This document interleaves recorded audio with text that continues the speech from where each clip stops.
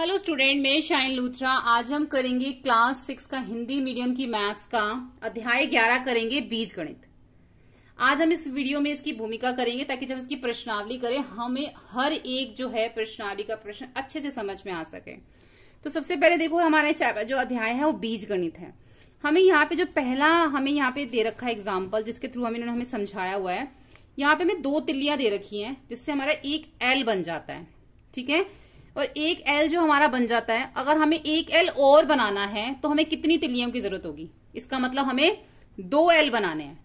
जब एक एल में 2 तिल्लियां लग रही हैं तो 2 एल में कितनी लगेंगी? 2 को 2 से गुणा कर देंगे, इसका मतलब 4 तिल्लियां लगेंगी। ऐसे अगर हमें 3 एल बनाने हैं तो 3 को भी 2 से गुणा करेंगे, इसका मतलब 6 तिल्लियां लगेंगी। ऐसे ही अगर हमें 4 एल बनाने हैं तो 4 को भी हम 2 से गुणा करेंगे तो 8 तिल्लियां जो हैं वो लगेंगी। ऐसे हम आगे करते जाएंगे। हम 2 से गुणा क्यों कर रहे हैं? क्योंकि पहले एल में 2 तिल्लियां लगी हैं, इसलिए 2 से गुणा कर रहे हैं। ऐसे ही देखो, यहाँ पे हमें एक बता रखा है, यहाँ पे एक क्या बना हुआ? सी बना हुआ है। ये सी बना हुआ ना, तो ये सी बनाने के लिए 3 तिल्लियां लगी। अब हमें 2 सी बनाने हैं तो किससे गुणा करेंगे हम? 3 से, क्योंकि एक सी बनाने में 3 तिल्लियां लगी तो 2 सी बनाने में 6 तिल्लियां लगेंगी। 3 सी बनाने में 9 तिल्लियां लगेंगी। 4 सी बनाने में 12 तिल्लियां लगेंगी। 5 सी बनाने में 15 तिल्लियां लगेंगी।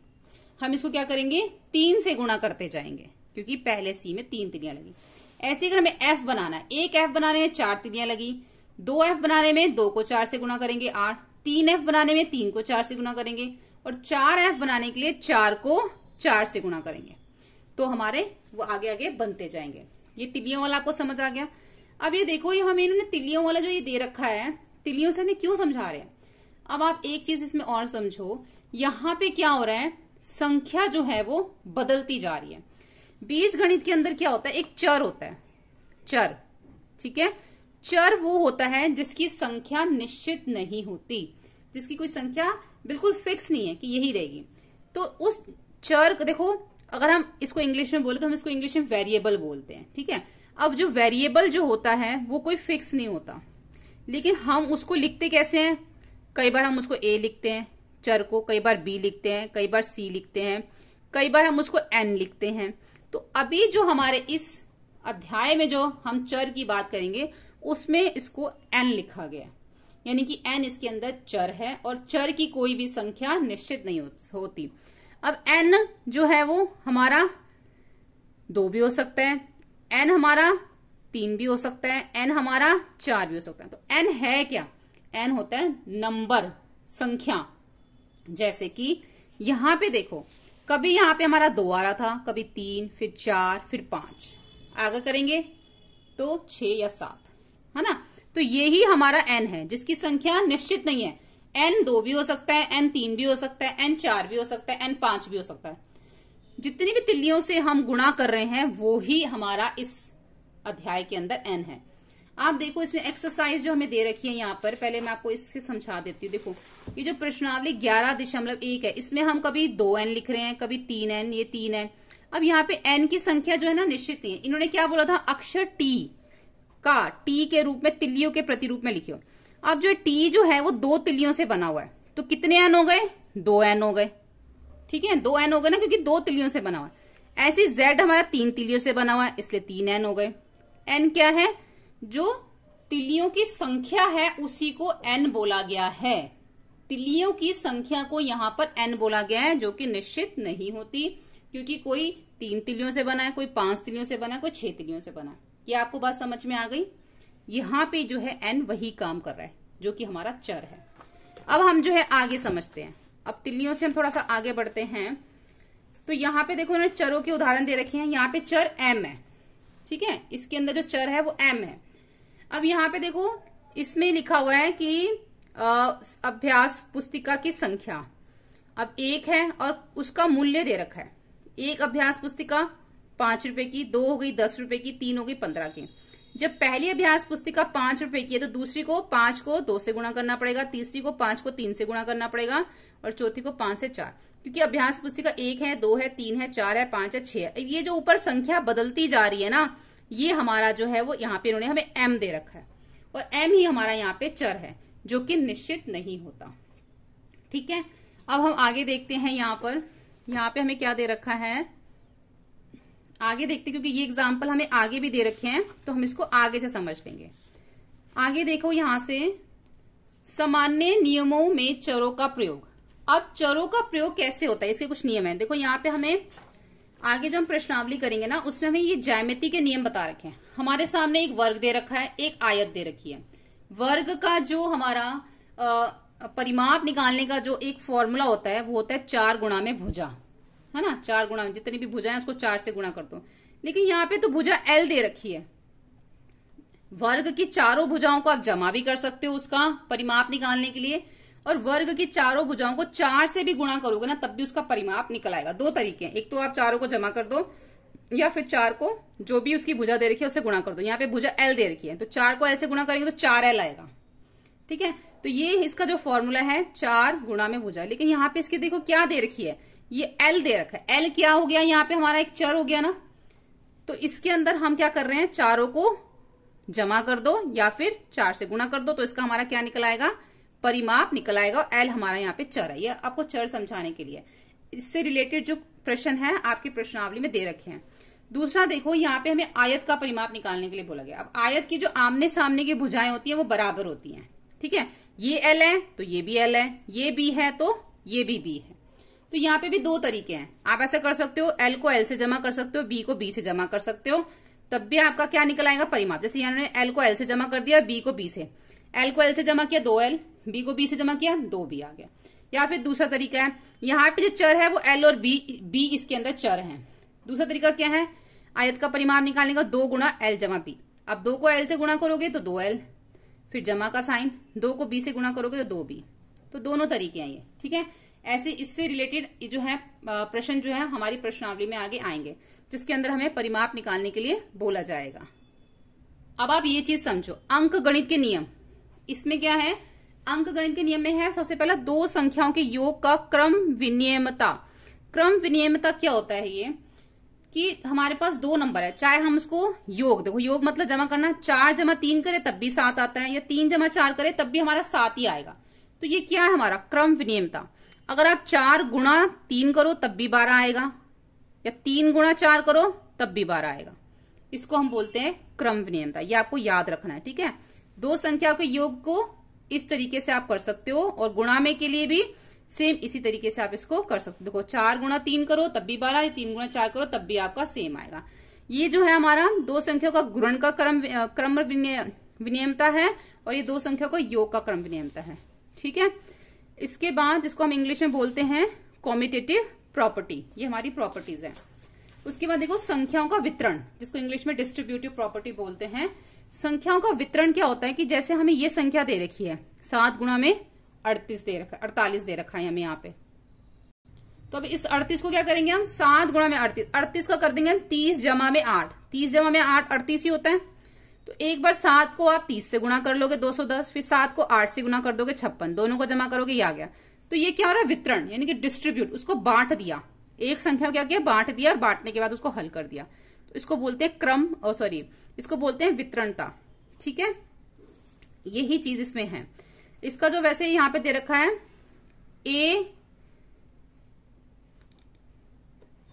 इंटू बी प्लस सी, देखो ये हमारा ये बन गया ना, A इंटू बी प्लस सी। अब इसके बीच में प्लस का साइन भी आ सकता है, माइनस का भी साइन आ सकता है, वो डिपेंड करता है। लेकिन अभी आपका इस क्लास के अंदर इतना ही होगा, आगे की क्लास में आप इसके बारे में ज्यादा पढ़ेंगे। तो अभी इसमें प्लस का साइन है, तो ये हमारा A हो गया, ये हमारा B प्लस सी हो गया। फिर एक बार हमें क्या किया था, A को A से गुणा किया, फिर A को B से, वो हमने यहाँ पे लिख दिया है, A को B से, फिर A को C से।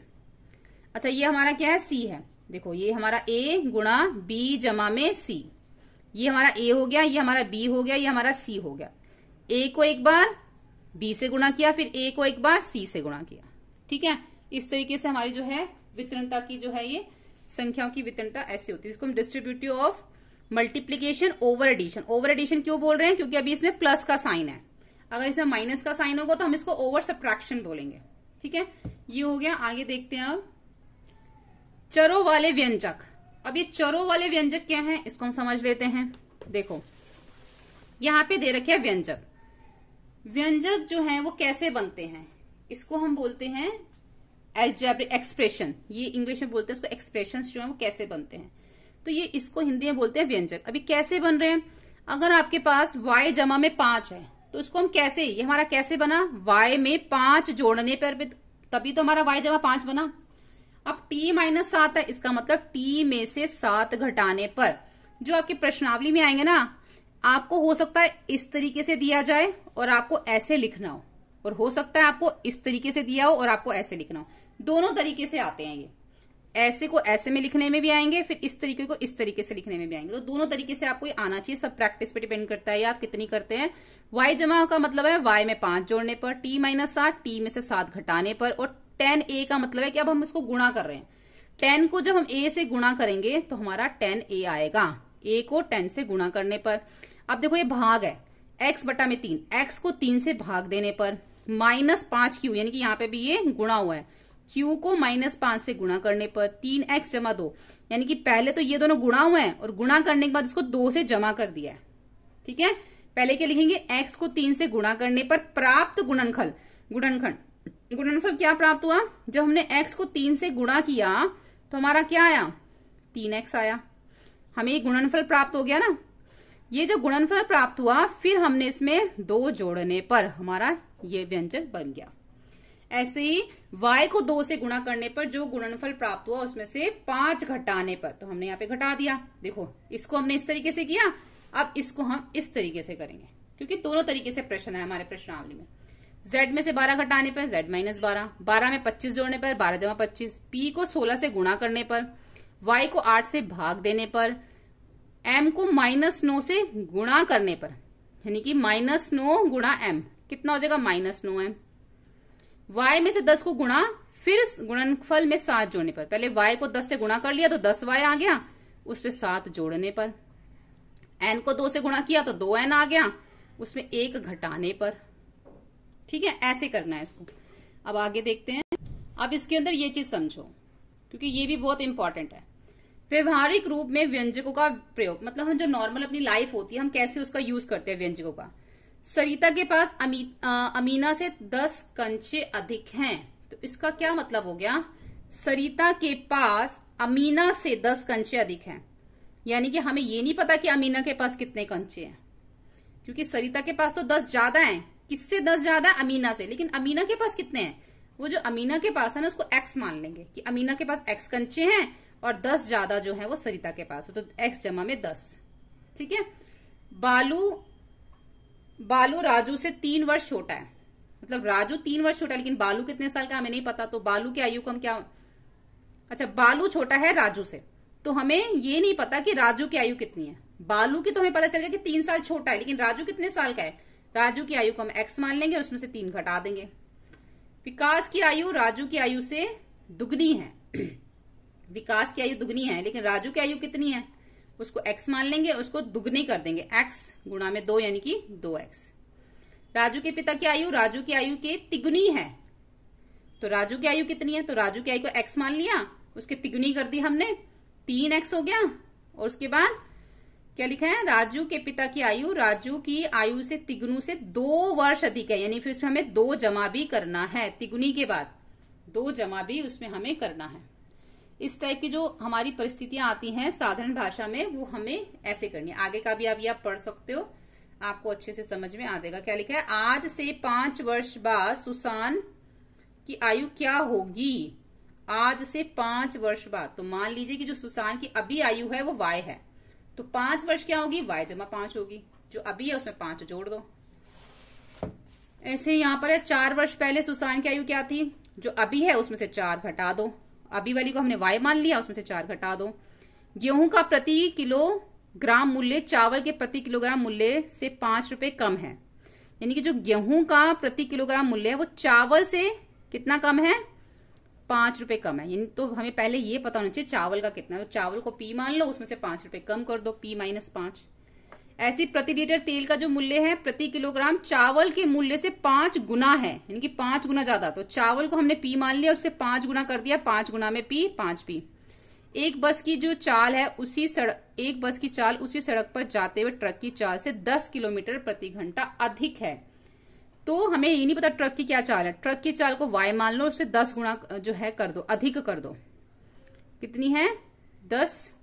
जाते ट्रक की चाल से 10 किलोमीटर अधिक। अच्छा गुणा नहीं है, अधिक लिखा है। अधिक लिखा तो जमा होगा। अगर कुछ गुणा में लिखा होता कि उतने गुना ज्यादा है तो फिर गुणा करते, लेकिन यहाँ पे सिर्फ अधिक लिखा है तो इसलिए जमा होगा। अभी देखो ये लास्ट टॉपिक है कि समीकरण का हल कैसे होता है। हमने समीकरण तो बना लिए यहाँ पर, ठीक है। ये जो हमारे समीकरण बन गए, अब इसका हल कैसे होगा।